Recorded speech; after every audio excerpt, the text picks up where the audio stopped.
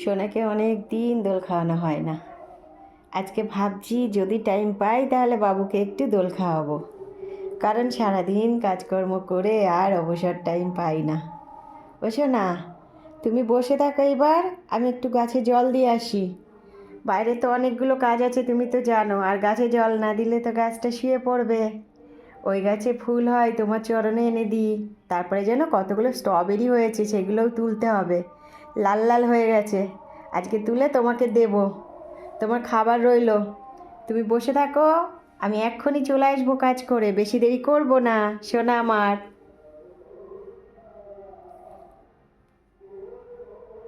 চলুন একটু ছাদের থেকে আসি। আজকে আমার রান্নার চাপ নেই বেশি, কারণ সোনার বাবা কলকাতায় গেছে, রাত্রিবেলায় বাড়িতে আসবে। আমি ধীরে সুস্থে রান্না করব। আর এটাকে এখনও ভাত দেওয়া হয়নি, ভাত দিতে হবে। চোখ মুখ দেখুন কিভাবে রয়েছে। দেবো, তোমাকেও খেতে দেবো, একটু দাঁড়াও সোনা।